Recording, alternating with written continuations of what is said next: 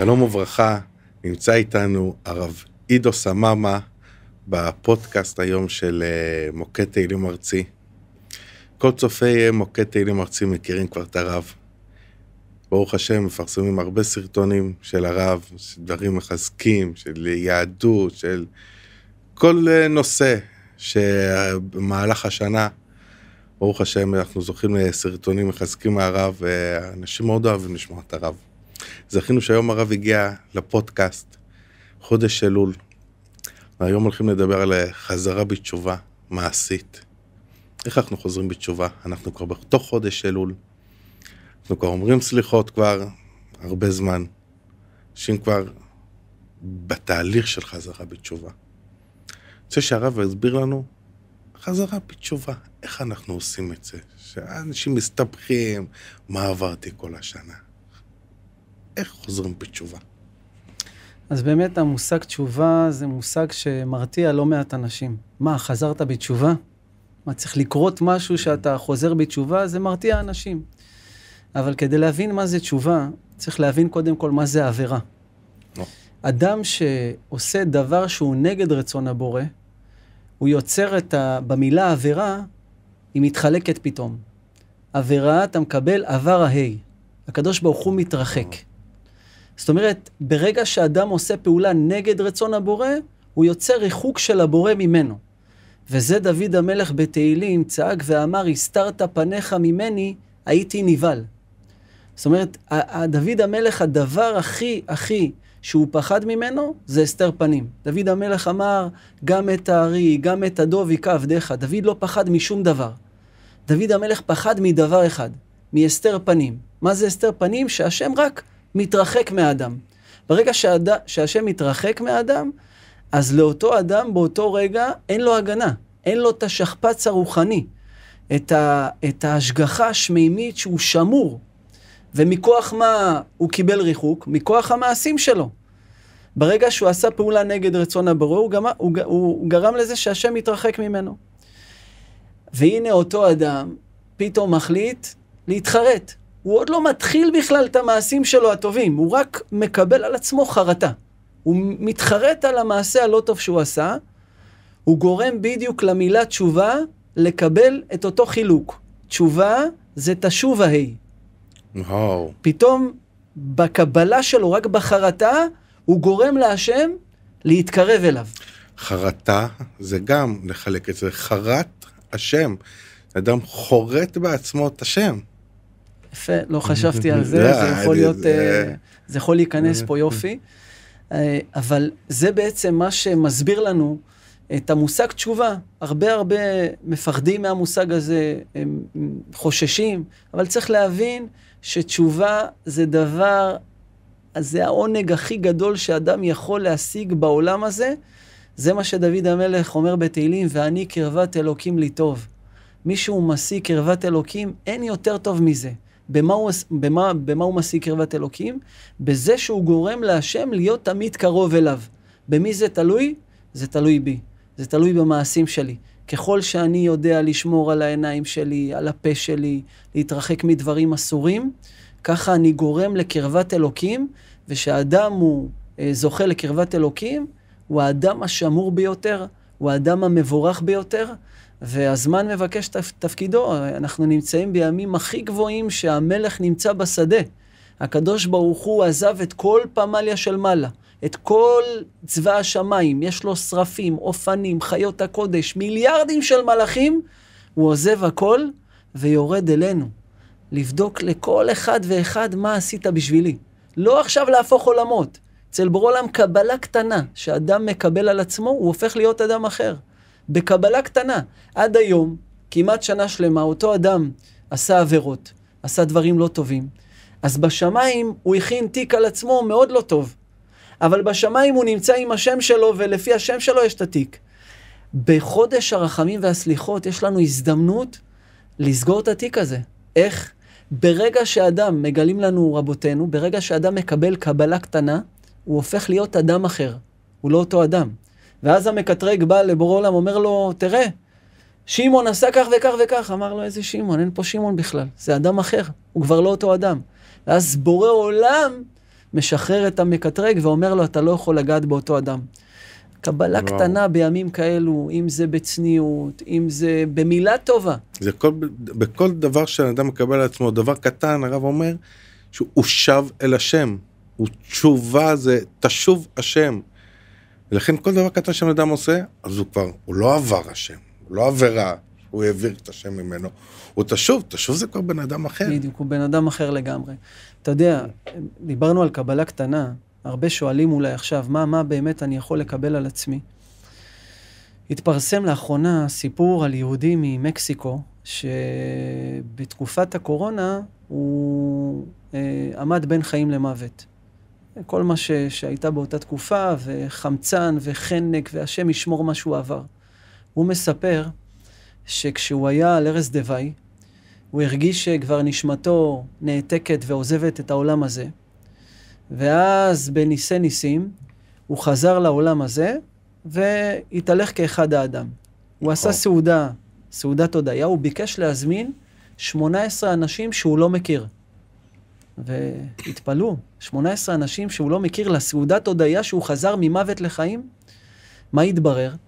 שכשהוא היה על ערש דווי, והוא הרגיש שנשמתו נעתקת, הוא תיאר שהוא עולה למעלה, ואז אמא שלו שנפטרה לפני כמה שנים, באה לקבל את פניו. והיא אומרת לו, מה אתה עושה פה? בעולם העליון. הוא אומר לה, אמא, זהו. כבר לא היה לי אוויר למטה, הרגשתי שאני נחנק, ונפטרתי. היא אומרת לו, מה פתאום? תחזור למטה. זה לא המקום שלך. יש לך עוד זמן לחיות. אמר לה, אמא, אבל כבר זהו. אני לא יכול, אין לי חיים יותר. היא אומרת לו, מה פתאום? תסתכל למטה. ואז היא מצביעה לו על בית מדרש עם 18 אנשים שיושבים וקוראים תהילים לרפואתו. וואו. אותם אנשים קיבלו רק את השם שלו, הם לא מכירים אותו, הוא לא מכיר אותם, וכל אחד קיבל על עצמו לקרוא תהילים לרפואתו. ואז היא מראה לו, האמא, שבכל פרק תהילים הוא מתקרב יותר וחוזר לעולם שלנו. אף אחד לא יכול לגעת בו שם, רוצים אותו שם והם לא יכולים, הוא יורד בכל פרק תהילים. אז הוא ביקש להזמין את כל ה-18 אנשים שהוא ראה במראה, בחיזיון הנורא הזה, והוא אמר להם, אני עד היום לא הבנתי מה זה תהילים. לא הבנתי בכלל מה זה מעשה קטן שאנחנו עושים, ואנחנו לא תופסים איזה השלכות יש למעשה כזה. ואז כל אחד שישב שם, אמר, אני בסך הכל קראתי פרק תהילים, ואני לא הבנתי מה אני עושה. היום אני מבין שבפרק תהילים אני יכול לזכות יהודי בחיים. אז אם שואלים אותנו מה כבר אנחנו יכולים לקבל על עצמנו, הנה אנחנו מוקד תהילים ארצי, שעושה נורא נוראות בכל העולם כולו, למי שאמר בעולם שדוד המלך הולך עם מוקד תהילים רגע יד ביד. אז לכל אחד יש הזדמנות, פרק תהילים, מזמור תהילים, לקבל על עצמו בימים הללו, ואנחנו הופכים להיות אנשים אחרים שבאים עם קבלות למי שאמר והיה העולם.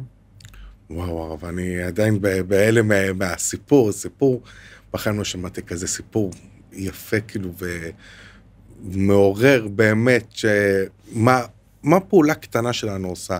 כמו שאנחנו לא תמיד מבינים מה העבירות שלנו עושות. כאילו, פה גלתי פינה, פה עשיתי משהו זה.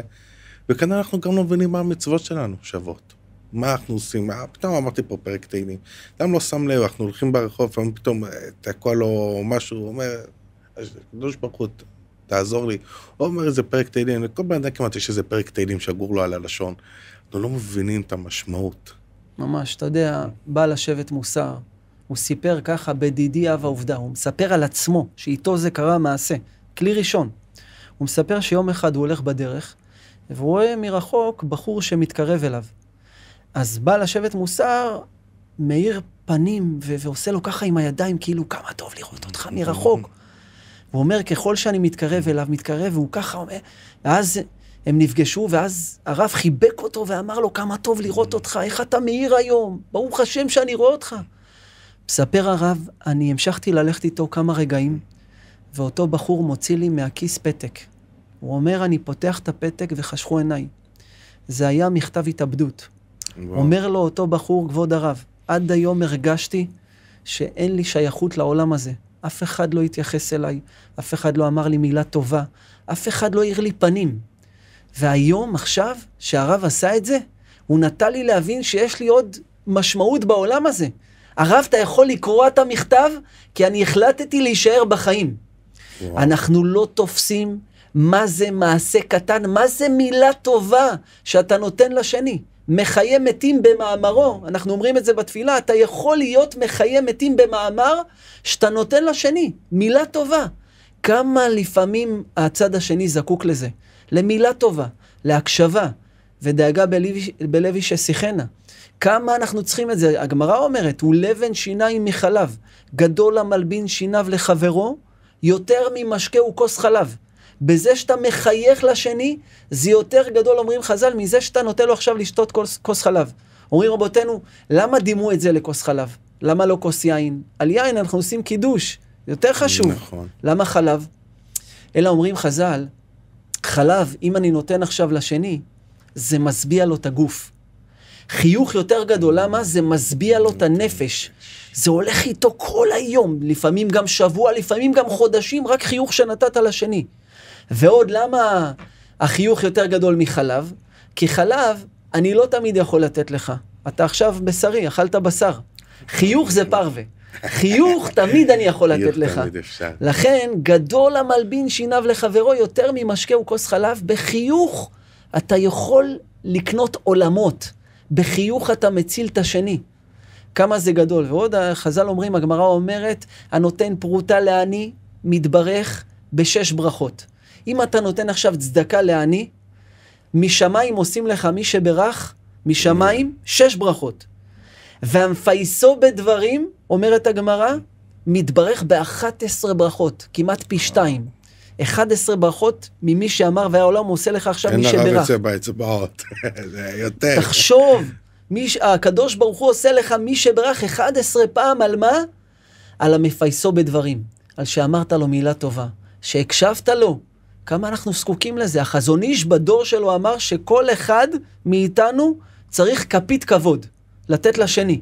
אני חושב היום הוא היה אומר צריך סיר. כמה כל אחד צריך. רק מה, לפעמים אנחנו שומרים את זה אצלנו. חושבים שזה עולה לנו בכיס, תן, תפרגן, תוציא את זה. וזהו המכובד, המכבד את הבריות. אתה רוצה להיות מכובד בחודש הרחמים והסליחות בשמיים? תתחיל לכבד את הבריות. דברים ממש נפלאים, אבל בפועל הרב, בן אדם לא מעריך את מה שהוא עושה. אני כבר רוצה לחזור בתשובה. אני לא מעריך את המצוות שלי. והעבירות, איך אומרים, כל אחד אומר, זה מחולשה, זה פה ככה, פה ככה. איך אני באמת עכשיו בחודש אלול מתחיל לחזור בתשובה? איך אני עושה את זה? האמת שזו תחושה שמלווה המון אנשים שהם מתחילים לעשות טוב, והם מרגישים שאני כלום ושום דבר, ולא עשיתי כלום, ועוד עשיתי הרבה דברים לא טובים. זו תחושה מאוד מאוד מעניינת שמלווה הרבה מאיתנו. אבל באמת צריך לדעת שהבעל שם טוב הקדוש לימד, שלפעמים היצר הרע מתחפש ליצר הטוב. והוא נותן לנו את אותו טעם טוב במרכאות, להרגיש שאנחנו כלום ושום דבר. למה? כי כשאדם מרגיש ככה, אין לו חשק לקיים מצוות, אין לו חשק בכלל לקום בבוקר, אין לו חשק להגיד מודה אני, וזה הלחם של היצר הרע. יצר הרע, אומרים רבותינו, הוא לא רוצה את העבירה שלך, הוא רוצה את הרגע אחרי, את הייאוש, את זה שהתייאשת ואתה מרגיש כלום. אבל דע לך, הבן איש חי אומר דבר אדיר ששווה מיליארדים. הוא אומר, רבי עקיבא, מי לנו כרבי עקיבא? שחזר בתשובה בגיל 40, אתה יודע, היום הרבה נערים באים, אומרים לי, הרב, אני לא יכול לחזור בתשובה, אתה יודע, אני רק פתחתי גמרא, איך אפשר? ויש עוד גמרא ועוד, זה לא נגמר, ומדרשים וזוהר, איפה אני אתחיל? עדיף לי לא להתחיל. אתה פונה אליו ואומר לו, צדיק שלי, בן כמה אתה? הוא אומר לך, 23. 23? אתה בפור אדיר על רבי עקיבא שחזר בגיל 40, ואתה עוד יודע קרוא וכתוב, נכון? אומר לי, בטח הרב, מה, למדנו את זה ביסודי. לא למד. רבי עקיבא לא ידע קרוא וכתוב. הוא הלך עם הבן שלו בכיתה א' ללמוד א', ב'. שואל הבן איש חי, 40 שנה שרבי עקיבא לא היה בעולם. הוא היה פה, אבל לא היה לנו את רבי עקיבא. הוא היה בור ועם ארץ. כן. לא חבל על העולם שהחסיר 40 שנה שרבי עקיבא לא היה רבי עקיבא? ככה שואל רבן איש חי.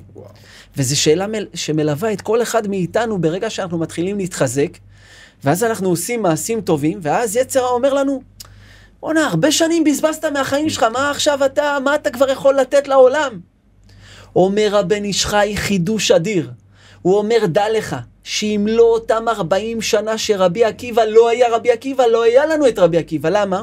הוא לקח את כל 40 שנה של הריקנות, של הכלום, ואת כל הצמאון הזה, הוא נתן למי שאמר והיה עולם, ואז הוא נהיה רבי עקיבא. זאת אומרת, אדם לפעמים חייב לעבור את התהליך הזה, של הכלום, של הריקנות, של המקומות הלא טובים, החשוכים, ואחר כך הוא בונה ערגה, הוא בונה תשוקה, הוא בונה צמאון, הוא בונה געגוע למי שאמר והעולם, ואז הוא נהיה מטאור בעבודת השם, ואז הוא צריך לזכור תמיד, כשמישהו לוחש לו באוזן, מה כבר עשית? אתה שום דבר וכלום, שידע שהוא בדרך הנכונה, שהוא ידע שהוא לוקח את כל הצד האפל שהיה לו, והוא ממנף אותו למי שאמר והיה עולם, והוא בדרך הנכונה. וואו, הרב עשה לי עכשיו פשוט סדר בראש. אני עכשיו מרגיש, אני עכשיו חודש אלול, אני רוצה עכשיו לחזור בתשובה. אני הולך לאיפה שאני מרגיש הכי צמא, הכי ריקן. הרב אמר פשוט, שמה זה המקום שבו אני צריך לחזור בתשובה. זה לא לחפש עכשיו כל מיני דברים. כל בן אדם לעצמו צריך לשאול את עצמו איפה הוא צמא. ושמה להרוות את צמאונו. האמת, החז"ל אומרים, אוי כל צמא לכו למים ואין מים אלא תורה. ואדם צריך לדעת שכשהוא מרגיש את הצמאון הזה, או שלוחשים לו באוזן, שהוא לא בדרך הנכונה, והוא עשה הרבה דברים לא טובים, שידע, יש לנו כלל.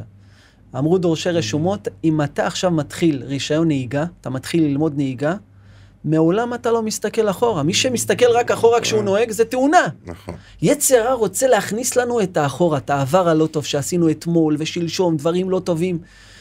הרי חז"ל אומרים, 7 ייפול, צדיק וקם.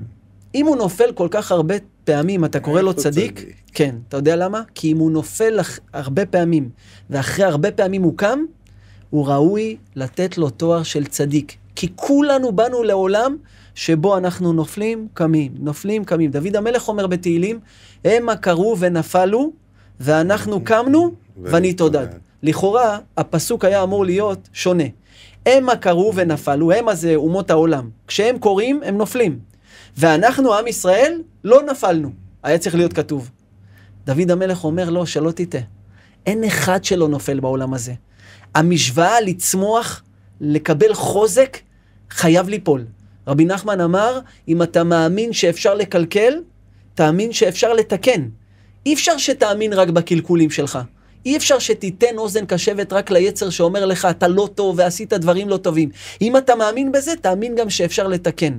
ולכן דוד המלך אומר, המה קרו ונפלו, כשאומות העולם קוראים ונופלים והם מתייאשים, אז הייאוש שלהם הוא ייאוש.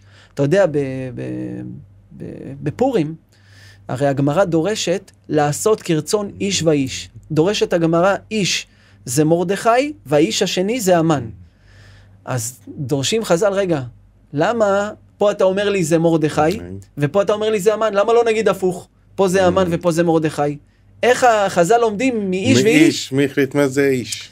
אלא לעשות כרצון איש והאיש, זה המן, להגיד לך, זה אותיות ייאוש. ואיש, זה אותיות, תהפוך את המילה, ואיש, זה אותיות ייאוש. גוי, כשהוא נופל למראה שחורה, הוא מתייאש, זהו, אין לו תקומה. איש, זה ראשי תיבות, אין שום ייאוש. זה מרדכי. יהודי, זה אין שום ייאוש. אנחנו צריכים לדעת, שאנחנו צריכים לקחת את המילים הללו, את הידע הזה, וליישם אותו יום יום. להזריק אותו לברידים שלנו, לנשמה שלנו, שיהודי לא מתייאש. לא משנה מה עשיתי אתמול, אני מסתכל רק קדימה. תמיד אפשר לחזור בתשובה. הגמרא בברכות, אמר רבי אבאו, בדף למדלת, אמר רבי אבאו, מקום שבעלי תשובה עומדים, צדיקים גמורים אינם עומדים. תחשוב מה זה בעל תשובה. מה זה בעל תשובה? למה בעל תשובה הוא כל כך גדול אצל בורא עולם?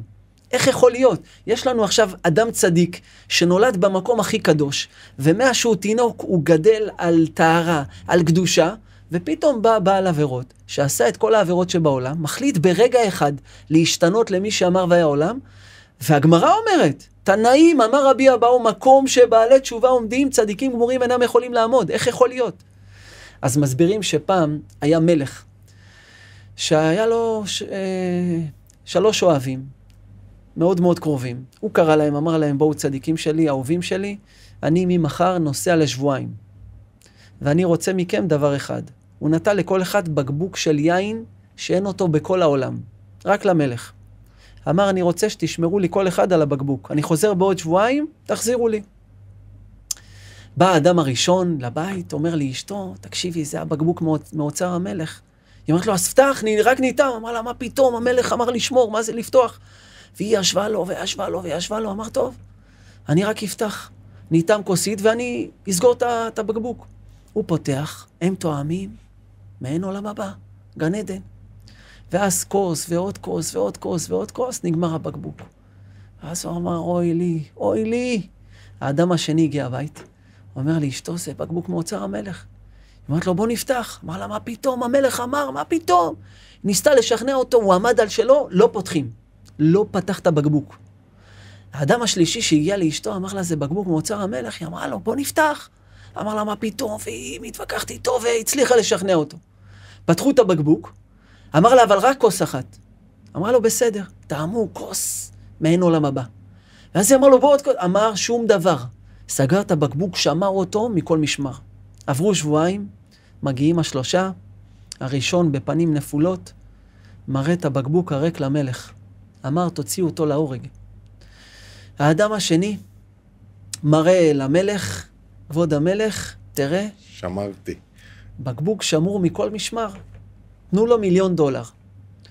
השלישי שמראה שנפתח הבקבוק ושתו רק 2 כוסות, אמר, תנו לו 2 מיליון. וואו. בא אדם ששמר על הבקבוק ולא פתח אותו, אמר למלך, מה, אני פחות ממנו? הוא פתח את הבקבוק ועבר על ציווי המלך, אני לא עברתי על ציווי המלך. אמר לו, בוא תבין ידידי, אתה לא עברת, זה דבר גדול, אבל לא טעמת, לא היה לך את היצר הרע שאמור להילחם איתך 24/7 אחרי שטעמת. הוא טעם, הוא נשאר עם ניסיון אדיר של כל יום. אני רוצה להמשיך לטעום את הטעם הזה, והוא לא חוזר, מגיע לו פי 2. זה בעל תשובה. בעל תשובה טעם עבירות. כל רגע יצר הרע משגע אותו. בוא, תחזור לים, תחזור לאותה תקופה, תחזור לאותה מקומות. והוא אומר, לא, אני טעמתי את זה, אבל את זה אני משאיר לבורא עולם, אני רוצה להידבק בו. וכל יום המלחמה שלו פי כמה מאותו אחד שלא טעם. לכן אומרת הגמרא, מקום שבעלי תשובה עומדים, צדיקים גמורים, אינם יכולים לעמוד. וכל אחד מאיתנו יכול לזכות להיות בעל תשובה. כל אחד יכול לעשות תשובה היום, מה שהוא לא עשה אתמול בדברים קטנים. הרב, מה נעשה? באמת, היצר הרע מזכיר לנו איזה טוב היה. תבוא עכשיו לחזור בתשובה, הרי כל מה שעשינו, ולא עשינו את זה הרי כי אנחנו נגד הקדוש ברוך הוא. עשינו את זה, אומרים, קשה לנו, כי אנחנו אוהבים את זה. איך אני עכשיו מגיע ומרים את עצמי? שאלה מצוינת. אתה יודע, אנחנו אומרים בשיר השירים, בכל ליל שבת, מה יפו פעמייך בנעלים בתנדיב. על הפסוק הזה דורשת הגמרא, מה יפו פעימותיהם של עולי רגלים, בשעה שהיו עולים לרגל. בזמן בית המקדש היו עולים לרגל. פסח, שבועות וסוכות, 3 הרגלים. כל עם ישראל תחשוב, עוזבים את כל המקנה, את כל הרכוש שלהם, את כל הבהמות, את כל הצאן והבקר, ועושים עכשיו דרך, כברת דרך של כמה ימים, ברגל, לעלות לירושלים, לבית המקדש. דורשת הגמרא, מה יפו פעמייך בנעלים בתנדיב, מה יפו פעימותיהם, הפעימות של הלב, של עולי רגלים, בשעה שהיו עולים לרגל. אומר רבי שלמה זלמן אוירבך, זכר צדיק קדוש לברכה, בסדר, אני מבין, אבל מה הכנסת לי פה נעליים? מה יפו פעמייך בנעלים בשעה שעולים לרגל? מה הכנסת לי נעליים? אומר הרב אוירבך, תחשוב יהודי שיוצא מפתח ביתו, אין עכשיו שער, אין קוד, אין חומה, הכל פתוח, כל הבקר, כל הצאן שלו כביכול מופקר, והוא עושה כברת דרך, עובר קילומטר, אומר רגע, אבל יגנבו לי, ואני אפסיד את כל מה שצברתי עד היום. הוא בא לחזור הביתה, בשעה שהוא עולה לרגל, הוא בא לחזור הביתה, כי הוא מפחד שיגנבו לו. ואז הוא נזכר בהבטחה שהקדוש ברוך הוא נתן בתורה, בשעה שהיו להם לרגל, ולא יחמוד איש את ארצך, בשעה שאתה עולה לרגל. יש הבטחה של בורא עולם, אל תדאג, אף אחד לא יחמוד את הבית שלך, בשעה שאתה עולה להגביל את פניי, אומר הקדוש ברוך הוא. ואז הוא מתחזק, עושה עוד כמה קילומטר, ואז הוא נחלש. ואז הוא חוזר עוד פעם. ואז הוא נזכר בפסוק, ולא יחמוד איש את ארצך. ואז כל הדרך הוא נופל וקם, ואז הוא מגיע לבית המקדש. ואז הוא מגיע למקום שהוא צריך לחלוץ את הנעליים שלו. זה מקום מאוד קדוש, התפשטות כל החומר, ואז הוא מרגיש קרבת אלוקים שהוא לא הרגיש מהעולם.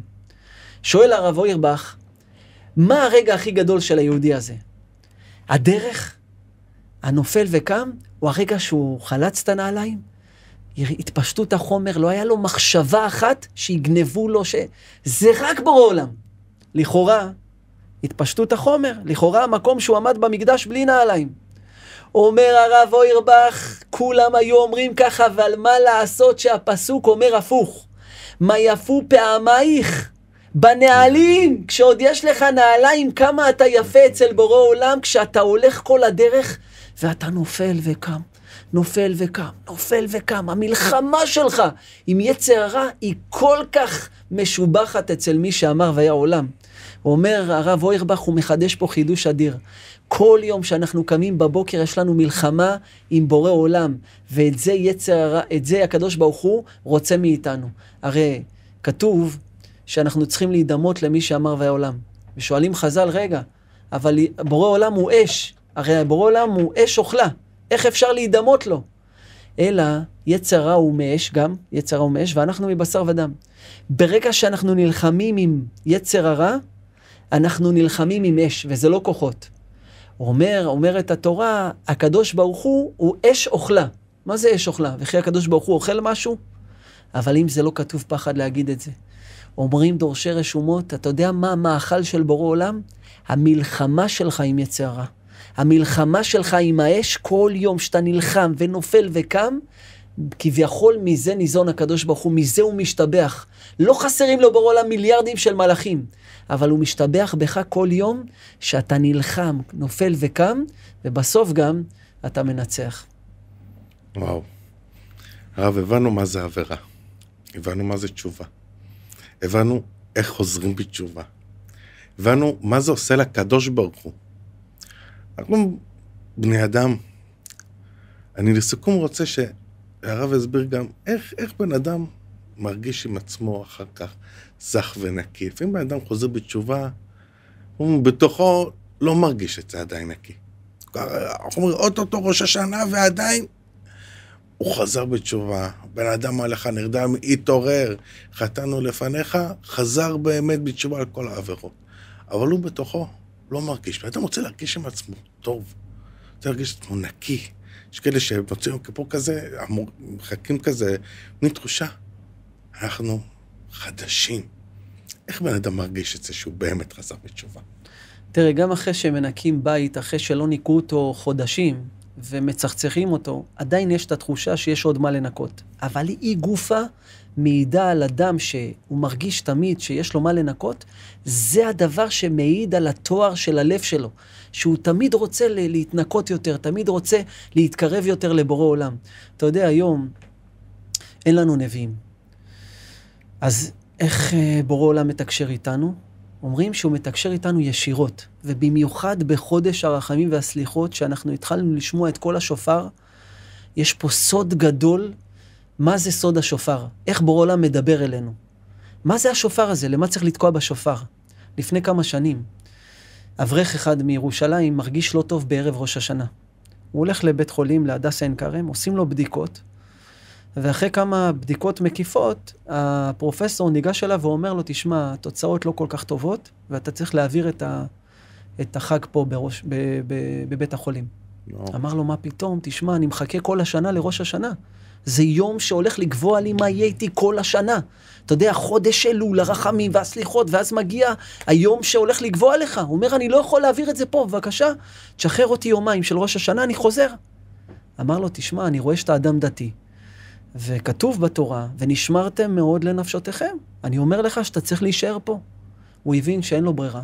הוא אומר לו, טוב, תן לי שעתיים להביא את הדברים, סידור, שופר, מה שאני צריך. אמר לו, בסדר. הוא חוזר הביתה, מודיע לאישה, לילדים, שאין מה לעשות. הוא חוזר אחרי שעתיים עם מחזור של ראש השנה, עם שופר, קבל חדר. הוא רואה שבחדר שלו יש עוד אדם שנראה רחוק מתורה ומצוות, ואין לו מה לעשות, ושם הוא צריך להעביר את ראש השנה בבית חולים. נכנס החג, ואז מתחיל תפילות, זיכרונות, מלכויות, ומגיע הרגע של השופרות. ואז הוא מוציא שופר ואומר לכל המחלקה שם, אני הולך להוציא אתכם ידי חובה. ואז הוא תוקע בשופר. מסתיים את התפילה, הוא חוזר לחדר, אחרי שהוא עשה לכולם את סדר ראש השנה, והוא רואה שהבחור שבחדר שלו, שואל אותו, תגיד לי, מה זה השופר הזה? מה אתה עשית עכשיו? תקיעה, תרועה, מה זה? אז אמר לו, מספר אותו אברך, הרגשתי שאני מתפוצץ, למה? לא עניין אותו כלום, שום דבר מאורע החג, לא עניין אותו שום דבר, הוא רק קורא עיתון, מה עכשיו ייתן לו שאני אסביר לו מה זה שופר? הוא אומר, עוד לא התחלתי לתת לו תשובה, הוא קם ואומר לי, אתה יודע, נראה לי שאני יודע מה זה שופר. אמרתי, נו, בכבוד, תסביר לי מה זה שופר. הוא אומר לו, תשמע, אני שירתתי בחיל הים, וכל השירות הייתי צוללן מתחת למים, וידוע מתחת למים, אי אפשר לדבר, אי אפשר לדבר. אבל יש שפה שנקראת שפת הצלילים. זו שפה שרכשנו אותה במהלך השירות, וזו שפה מאוד מיוחדת, ועל פי הצלילים ידענו להבין אחד את השני.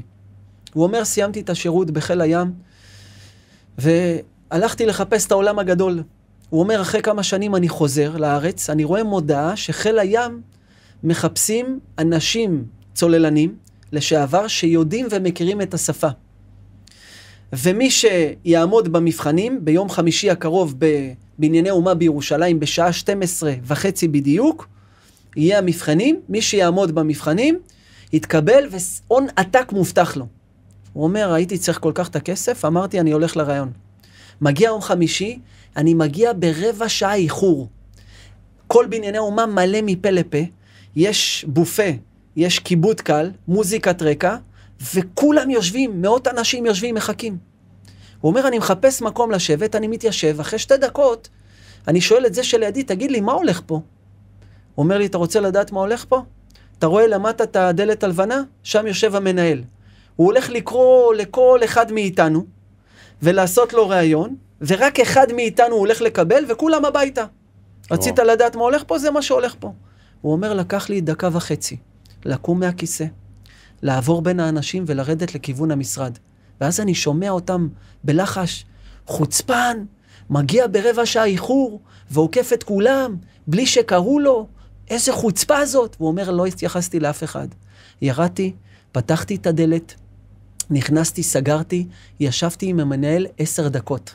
אחרי 10 דקות אנחנו יוצאים לבימה, המנהל משתיק את כולם, ואומר לכולם, רבותיי, כולם הביתה, זה שפה לידי יתקבל.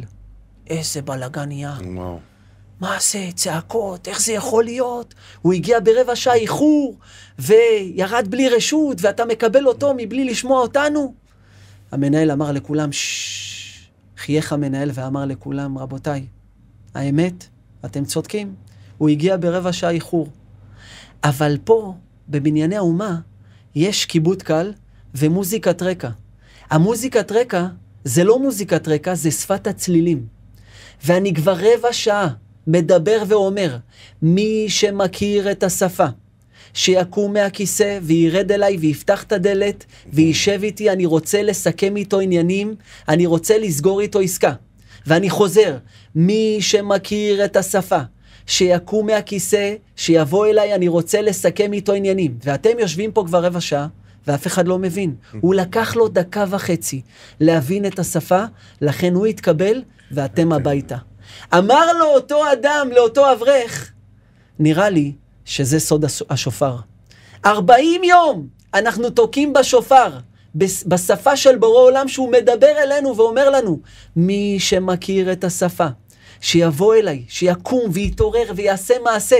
אני רוצה לסכם איתו עניינים, אני רוצה לתת לו שנה של בריאות, שנה של הצלחה, שנה של שמירה, של שלום בית, של ילדים, אבל שיבוא ויפתח את הלב, שיבוא וידבר איתי.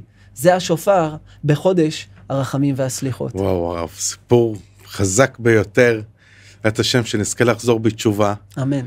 וישאר לנו שנה טובה ומתוקה. אמן. לכל בית ישראל, וישר כוח למוקד תהילים ארצי, שמפיץ את התהילים של דוד המלך, רגל רביעי במרכבה של בורא עולם, שהזכות הזאת תעמוד לכל מי שחבר במוקד תהילים ארצי, להפיץ עוד ועוד, וזה הקבלות שאנחנו באים איתם לראש השנה. בעזרת השם שנזכה להרבות בזכויות ולזכות את הרבים יותר. תודה רבה הרב. אמן. תודה רבה לכם.